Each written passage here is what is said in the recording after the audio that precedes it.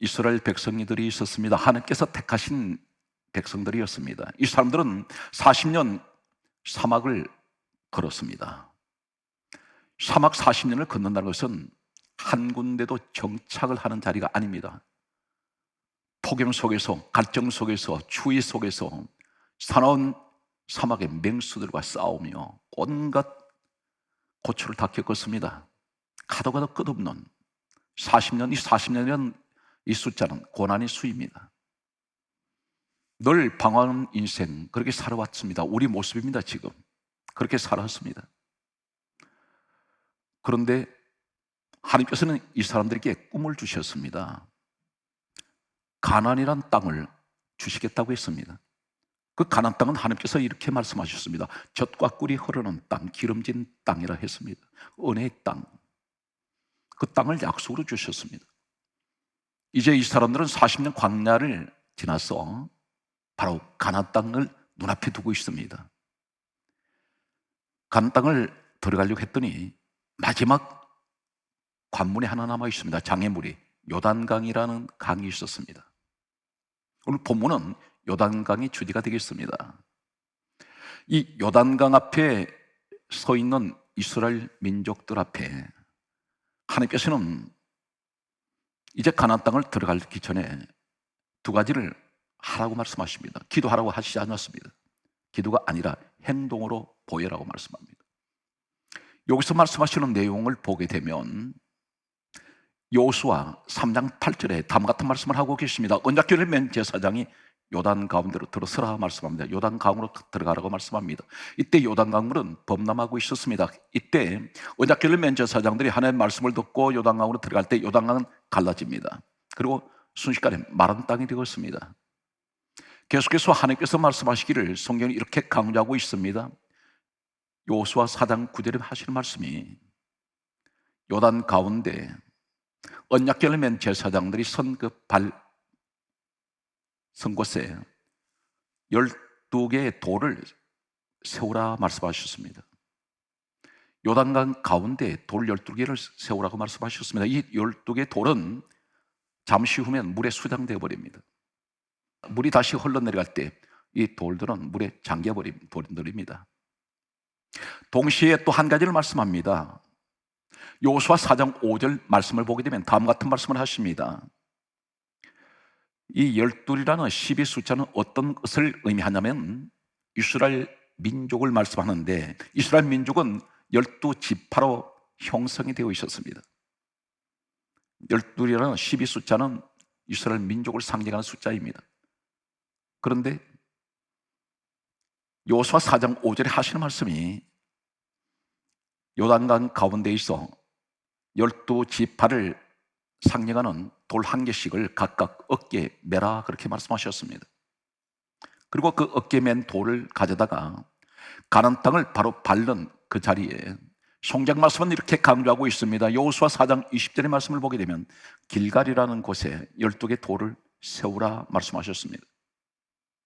어떤 돌은 요단강 가운데에다가 12개 돌을 세우고 그리고 요단강에서 건져낸 12개 돌은 이제 가나안 땅을 들어갈 때 길갈이라는 곳에 12개 돌을 세우고 두 사건을 말씀하고 있습니다. 무엇을 말씀하고 있을까요? 이때가 역사 연대를 소개하겠습니다. 막연한 이야기가 아니고 BC 1410년이었습니다. 다시 말씀드려서 예수님이 이 땅에 오시기 전 1410년 전에 이 사건이 일어난 것을 성경에 기록하고 있고 그리고 고대 역사가 특히 유대 역사에 기록되어 있습니다. 성경은 왜 이 사건을 기록하고 있을까요? 하나님께서는 40년 고난의 시간이 마감되는 끝이 나는 그 자리 마지막 순간이 이것을 통과하라는 것입니다. 그러면 가나안 땅 주시겠다는 것입니다. 지금 우리에게 하시는 말씀입니다. 너희 인생은 고난의 시간에 이제 끝이 났고 이제 너 앞에 가나안이란 너 약속의 땅, 젖과 꿀이 흐르는 땅, 기름진 땅을 내가 너에게 준비해 두었으니 이제 너는 이 두 가지를 지키라는 것입니다. 대단히 중요한 내용입니다. 우리가 생각할 때 대단히 어려운 이야기 같습니다. 그렇지가 않습니다. 오늘 성경 말씀을 계속해서 여러분에게 소개합니다. 예수님께서 이 사건이 있고 난 후에 약 1400년 후에 이 땅에 주님이 오셨습니다. 예수님께서 이 땅에 오셨을 때에 구약 성경밖에 없었습니다. 우리가 가지고 있는 구약 성경만 있었습니다. 신약 성경 27권은 참고로 말씀드리겠습니다.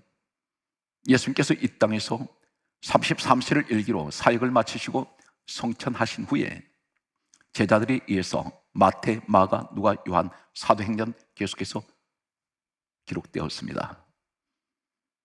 신약에는 마태, 마가, 누가, 요한복음, 사복음서에는 예수님 십자가 사건과 부활 사건이 동시에 기록됩니다. 이 사건들은 제자들이 보고 목격한 것을 기록했습니다.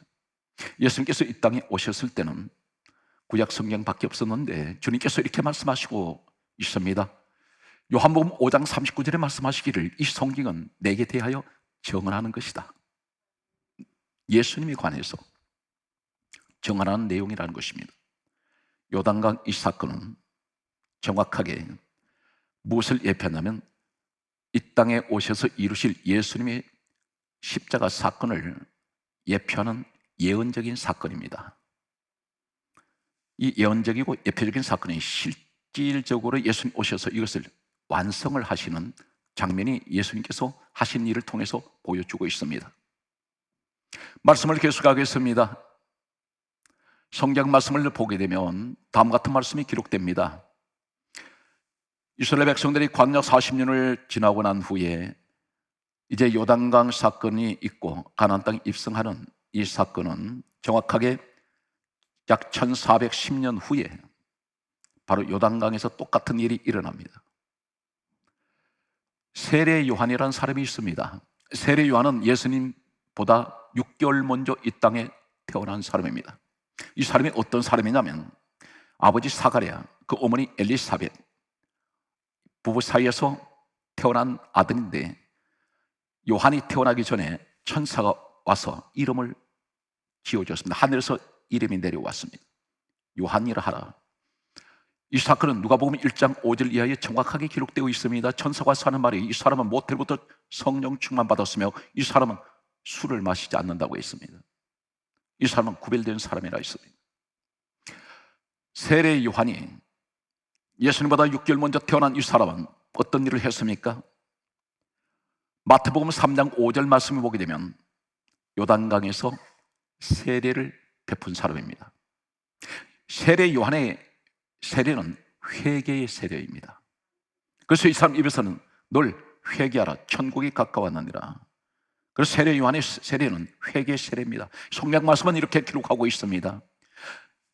마태복음 3장 5절 말씀을 보면 다음과 같이 성경 기록하고 있습니다. 예루살렘과 온 유대와 요단 사방에서 다 그에게로 나와 세례 요한에게 세례를 받았다고 기록합니다. 이 회개 세례는 누가 받습니까? 죄 지은 사람이 이 세례를 받습니다. 죄 있는 사람이 회개합니다. 그렇다면 온갖 자범죄를 다 지은 사람들이 세례를 받을 때 물속에 완전히 잠겨버립니다. 머리부터 발끝까지 완전히 잠겨집니다. 그렇다면 이 요단강 물속에는 별의별 사람들이 다 세례를 받았던 곳인데 예수님께서 그 세례 받으시기 전에 이곳에는 별별 더러운 죄가 다 수장되어 있습니다. 한마디로 말해서 요단강은 죄로 범벅이 되었습니다. 완전히 죄로 물들어 버린 이곳에 예수님께서 세례 요한에게 세례를 받으러 오셨습니다. 세례 요한이 예수님께서 세례 받으시려 할 때 받지 못하도록 만류했습니다. 그러나 예수님은 세례를 받으시겠다고 했습니다. 그런데 예수님은 어떤 분이신가요? 고린도 후서 5장 21절 말씀을 보게 되면 예수님을 가르쳐서 이렇게 말씀합니다. 그분은, 우리 주님은 죄를 알지 못하는 분이라 했습니다. 주님은 죄가 무엇인지 모르시는 분이세요. 너무나 순결하시고 순수하고 마치 백지장 하얀 종이 같습니다. 어느 한 것도 티 흠이 없습니다. 그런데 왜 회개 세례를 받으십니까? 죄 없으신 분이, 죄 있는 사람이 세례 받는데 주님이 세례를 받으셔서 어떻게 됩니까? 오늘 성경 말씀은 이렇게 기록하고 있습니다. 마태복음 3장 13절 이하의 말씀을 보게 되면 예수님께서 세례 요한에게 세례를 받으셨습니다. 요단강 물속에 완전히 잠기셨습니다. 아무 죄가 없으신, 한마디로 말해서 순 백색이나 마찬가지인 주님께서 흠도 티도 없는 분이 완전히 요단강 물속에 잠겨질 때 이 속에 무엇이 있습니까? 수많은 사람들이 죄가 그곳에 수장되어 있습니다. 죄로 범벅이 되어 있습니다. 아무 죄가 없으신 흠도 티도 없는 분이 요단강 물속에 잠겨질 때에 수많은 요단강 물속에 든 더러운 죄들이 다 달라붙었습니다. 예수님 다 뒤집어 썼습니다. 머리부터 발끝까지 완전히 죄로 뒤집었습니다. 주님께서 왜 세례 받으셨을까요? 그들의 더러운 죄를 다 담당하시려고. 그래서 요단강에서 나오신 후에 바로 십자가의 길을 걸어가시기 시작합니다. 오늘 이 모습 속에 바로 우린 다시 1400년 전으로 올라갑니다. 예수님께서 요단강에 세례를 받으신 이 사건은 바로 예수님으로부터 약 1400년 전에 이스라엘 백성들이 가나안 땅 들어가기 전에 요단강에 12개의 돌을 물속에 세우고 훗날에 물이 다시 흘러낼 때 완전히 수장되어 버리는 이 사건은 바로 세례 사건을 예표하고 있습니다. 10이라는 숫자는 바로 이스라엘 백성들을 상징하는 숫자로 있습니다. 돌은 복음적으로 무엇을 말씀하고 있을까요? 여러 가지 의미가 있습니다. 그 가운데에서 베드로전서 2장 4절은 우리의 산돌이신 예수 그리스도라 했습니다. 산돌의 말은 생명의 돌이란 말입니다. 살아있는 돌. 사도행전 4장 11절은 이렇게 말씀합니다. 머릿돌 되시는 예수 그리스도. 돌은 예수 그리스도를 의미합니다. 그렇다면 예수님이 죽으신 이 장사되시는 이 세례 사건, 이 속에 같은 요단강에 누가 세례받았습니까? 온갖 죄인들이 같이 세례받았습니다. 그 속에 예수님도 같이 세례받으셨습니다. 이 사건을 가리켜 성경이 이렇게 강조하고 있습니다. 로마서 6장 3절 말씀을 이렇게 기록하고 있습니다. 그리스도 예수와 합하여 우리가 세례를 받았고, 이렇게 기록합니다. 좀 더 구체적으로 말씀하고 있습니다. 로마서 6장 4절은 다음 같은 말씀을 하고 있습니다. 우리가 그의 죽으심으로 합하여 세례를 받고 그와 함께 장사되었도다. 요단강 사건은 예수님과 내가 함께 죽는 자리입니다. 장사된 자리입니다. 바로 12개 돌이 물에 잠겨진 것은 수장되었습니다. 바로 그 사건이 훗날에 이 땅에 오신 예수님이, 예표적인 이 사건이 실체적으로 예수님께서 완성을 하신 사건입니다. 그러므로 성경이 이렇게 말씀하고 있습니다. 로마서 6장 6절에 다음 같은 말씀을 하고 있습니다. 우리의 옛사람이 예수와 함께 십자가에 못 박혔나니. 이 세례 사건은 죽은 사건입니다. 장사되었습니다. 하나님께서 고난의 40년의 세월을 마감하면서 가나안이란 땅을, 약속의 땅을 준비하시고 내가 너에게 줄 텐데 너는 그 모습으로 건너가면 안 돼. 네가 변화되어야 돼. 그래야 내가 너한테 줄 수 있어. 이것이 첫 번째입니다. 우리는 변화되는 것을 거부합니다. 교회를 다니신 지가 몇십 년 되었습니다. 그러나 하나도 변화된 것이 없습니다. 옛 모습 그대로입니다. 혈기는 그대로 살아있고 아무것도 변화된 것이 없습니다. 내 스스로가 변화되는 것을 거부하고 있기 때문입니다. 또한 변화되려고 하지도 않습니다. 하나님이 원하시는 것은 가나안 새 시대를 준비하는 사람은 먼저 너 자신이 변화되어야 돼. 네가 죽어야 된다. 예수님이 왜 돌아가셨습니까? 마태복음 1장 21절은 성경이 이렇게 말씀하고 있습니다. 이름을 예수라 하라. 이는 자기 백성을 죄에서 구원하시게 해요. 예수님은 죄인된 나를 구원하시기 위해서 죽으신데 나는 안 죽습니다. 나는 거부해요. 타성해져서 교회만 왔다 갔다 합니다. 남들 볼 때 저 사람 어느 교회 장로 집사, 안수 집사, 권사 이렇게 부릅니다. 그런데 실상은 내 사람의 옛모습은 그대로 살아있습니다. 변화가 되지 않기 때문에 하나님께서는 변화되는 시대를 열어주지 않는다는 사실입니다. 우리 성경 말씀은 계속해서 이렇게 말씀하고 있습니다. 골로새서 3장 9절에 말씀하시기를 다음 같은 말씀을 합니다. 옛사람과 그 행위를 벗어버리고 새사람을 입어라. 옛사람.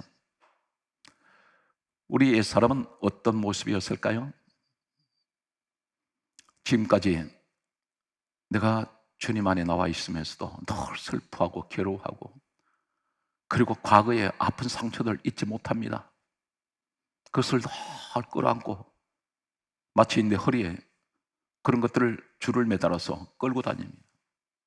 그러면서 스스로 자꾸 아파해요. 이제는 끊어야 되는데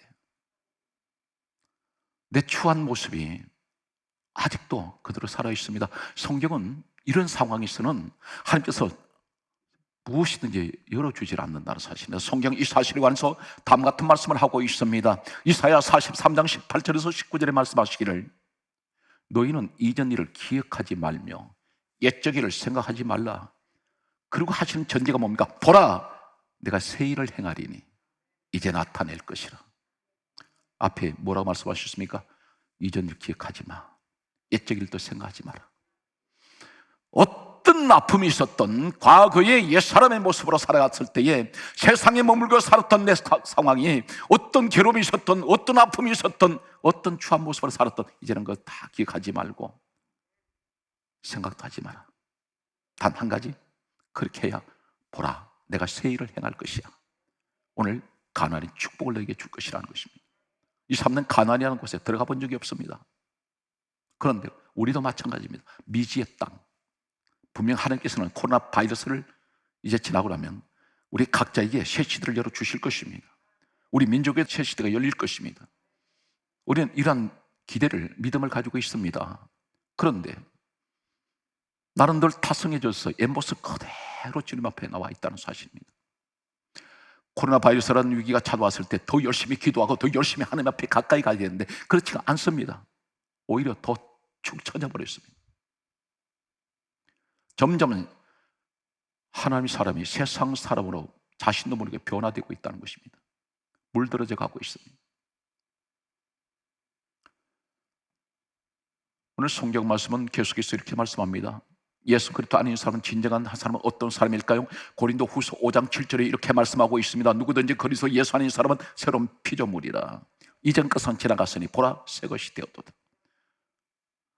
우리는 새 것 되기를 거부하고 있습니다.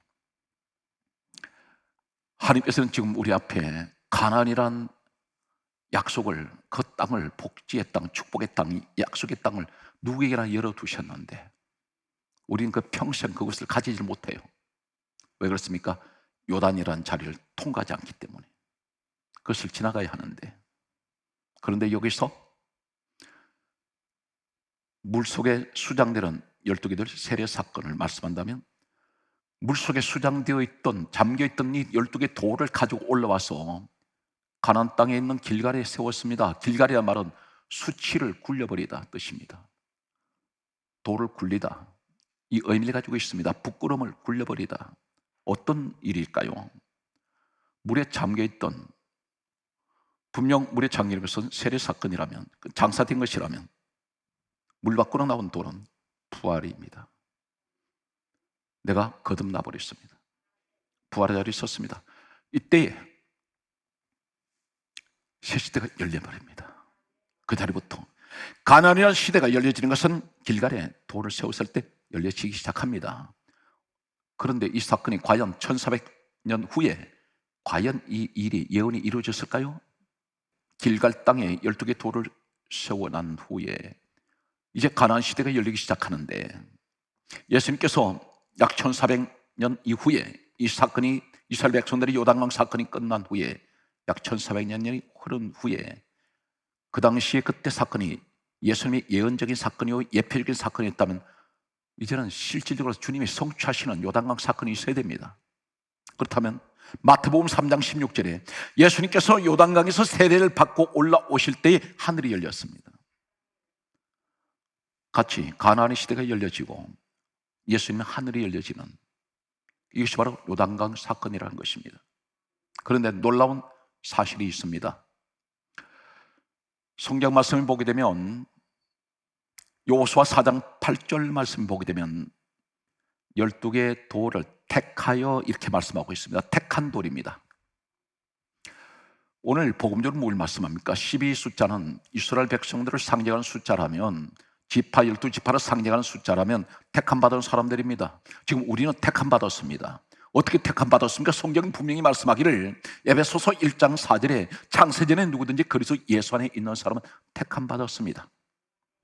그런데 택했는데 하나님께서 택하신 그 사건이 간단하게 그렇게 택하셨다고 말씀하실까요? 엄청난 이 택하여 이 말씀 속에는, 히브리어 원어 속에는 너무나 충격적인 놀라운 사실이 기록되어 있습니다.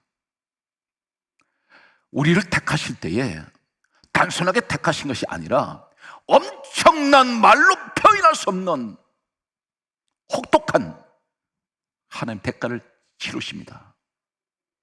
이것이 택하여, 히브리어는 구약 성경, 우리 한글 성경을 가지고 있는데 원어는 히브리어로 되어 있습니다. 히브리어에 택하여 이 말은 나사입니다. 나사라는 이 단어는 어떤 단어를 가지고 있을까요? 동일하게 나사라는, 오늘 택하여 나사, 히브리어의 이 단어의 말씀을 사용하고 있는 한 군데는 성경은 이렇게 기록합니다. 이사야 53장 12절에 이렇게 기록하고 있습니다. 죄를 담당하다. 죄를 담당하다. 담당이라는 말이 나사입니다. 무슨 말씀입니까? 복음적으로 하나님께서는 나 한 사람 택하시기 위해서 혹독한 대가를 치르시는데 우리 주님이 죽으셨습니다. 십자가에 목숨을 던져버렸습니다. 나 때문에 십자가에 못 박히셨습니다. 담당이란 말은 죄는 내가 다 지었는데 그 죄값을 우리 주님이 대신 치르셨다는 것입니다. 이것이 나사입니다. 두 번째, 창세기 50장 17절에 우리의 죄를 용서하소서, 이 용서란 말이 나사입니다. 바로 12개 돌을 택하여, 이 택하사, 이 말씀이 히브리어 나사가 바로 용서라는 이 단어가 나사입니다. 예수님께서 십자가에 죽으심으로 우리의 죄를 용서해달라고, 죄값을 우리 주님께서 십자가에서 절규하시는 소리로 우리 죄를 용서받기 위해서 주님은 십자가에 죽으셨습니다. 돈으로, 아니면 세상 권력으로, 세상 같은 황금 덩어리, 우주에 있는 모든 황금 덩어리를 다 모아도 갚을 길 없는, 계산할 수 없는 그런 사랑을 우리는 주님으로부터 입었습니다. 세 번째, 나사는 어떤 의미가 있을까요? 시편 32편 5절 말씀을 보게 되면 주께서 내 죄를 사하셨나이다. 이 사하셨다는 이 말씀이 나사입니다. 사하셨다는 말이 무슨 말입니까? 죄를 지워버립니다. 기억하지 않습니다. 나 한 사람 택하시기 위해서 주님은 그렇게 십자가에서 처절하게 고통 가운데 돌아가셨습니다. 왜 그렇게 자신을 비천하게 생각하십니까? 내 자신이 나를 초라하게 생각하니까 다른 사람이 초라하게 볼 수밖에 없습니다. 나 자신이 나를 인정하지 않는데 누가 인정하기를 원하십니까? 내 스스로 인정을 하지 않는데 그건 겸손이 아닙니다. 최소한 하나님의 자녀된 자긍심이 있어야 됩니다. 하나님은 우리 그렇게 사는 것을 원치 않습니다. 네 번째는 무엇을 말씀합니까? 호세아 14장 2절 말씀을 보게 되면 나의 모든 불의를 제거하셨나이다. 제거하다, 이 말씀이 나사입니다. 오늘 우리는 하나님으로부터 택함 받았습니다. 그런데 여기서 택하여 세우다, 세웠다는 이 세우다는 의미가 어떤 의미냐면 히브리어는 쿰이라는 단어를 씁니다. 쿰. 같은 쿰이라는 단어를 사용하고 있는 말씀이 어디냐면 창세기 23장 20절 말씀 보게 되면 확정하다, 이 말씀이 쿰입니다. 하나님께서는 우리를 택하셨는데 확정하셨습니다. 나를 구원하실 때 확정했습니다. 이 확정이라는 말은 어떤 경우에도 번복이 되지 않습니다. 예수 그리스도를 말미암아 나는 죄사함 받았습니다. 확정되어 있습니다. 나는 구원받았습니다. 확정받았습니다. 오늘 우리는 하루하루가 너무나 힘들고 어려운 순간을 보내고 있습니다. 웃어도 정말 마음속에서 기뻐서 웃는 것이 아닙니다. 쓴 웃음을 우린 짓고 있습니다. 마음은 아픈데 오늘 성경 말씀은 이러한 우리들에게 오늘 말씀의 결론은 이렇게 매듭을 짓겠습니다. 요한복음 14장 27절에 주님께서 우리에게 말씀합니다. 나는 너를 이렇게 택했고 나는 이렇게 너를 세웠는데 이제 옛사람의 모든 모습을 벗어버리고 그 잊어버리라. 과거에 주님 앞에 나오기 전에 추한 모습들 이제는 과거에 다 흘러간, 마치 요단강 물 속에 다 수장이 되고 그 물은 흘러내려가듯이 모든 내 옛사람의 모습은 다 흘러내려가며 떠내려 보내고 이제는 새롭게 준비를 해야 되는데 새로운 물은 계속 흘러내려옵니다. 우리에게 말씀합니다. 요한복음 14장 27절에 나의 평안을 너희에게 주노라. 평안을 주신다 했습니다. 나의 평안을 너희에게 주노라. 너희는 마음에 근심도 하지 말고 두려워하지 말라. 하나님 말씀하세요. 하나님 두려워요. 근심이 쉴 새 없이 파도처럼 밀려와요. 이럴 때 우리 보고 하시는 말씀이 오늘 마지막 말씀의 결론이 되겠습니다. 마태복음 28장 20절 하시는 말씀이 내가 세상 끝날까지 너희와 항상 함께 있으리라.